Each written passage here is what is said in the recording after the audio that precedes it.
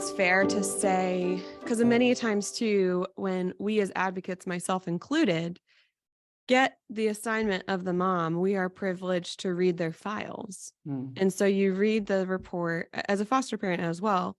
You read the whole report and it's so easy to jump to conclusions and be like, this mom is not fit. Right.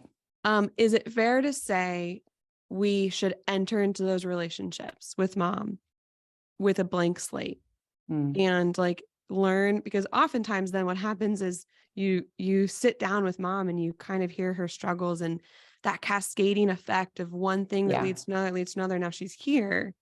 And this here space feels really confusing and daunting. And like, but if you trace it back, oftentimes it all started with an unpaid electric bill that just became this like problems interlocked is what we talk a lot about when we work with families in poverty.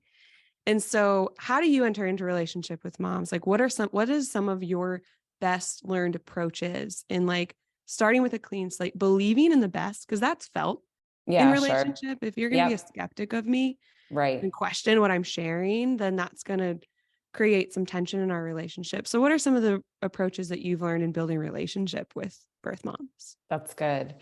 Yeah. I love just the question about coming with a blank slate. And I think we can even come with even a little more than a blank slate, like a ready slate, because we know that God's heart is even especially for the vulnerable. Like it's not, God loves everyone. And we see that he has special provision and calls himself like father to the fatherless and protector of widow. Like he really cares in even a special way. And so I think we can come with even an extra level of compassion and readiness to just, humbly listen and care.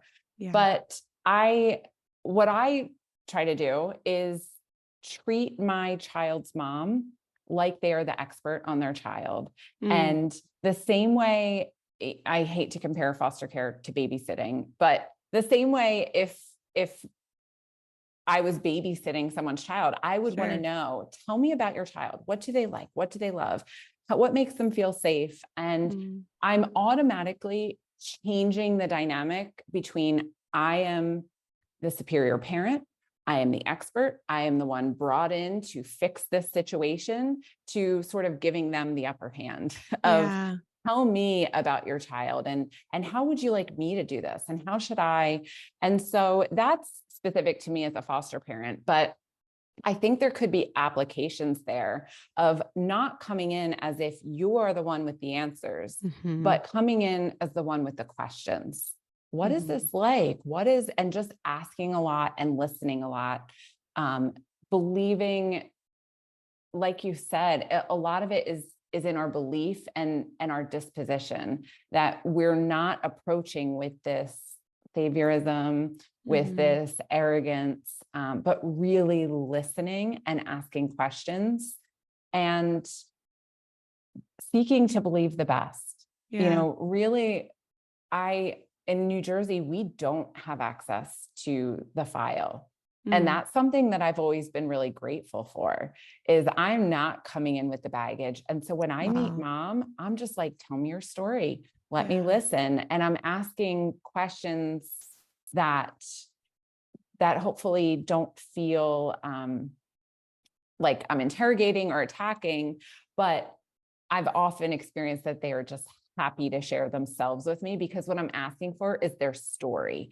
I just want to be involved in who they are as a person and not the, how did you get here? Why did you do this? But just like, tell me about your parents.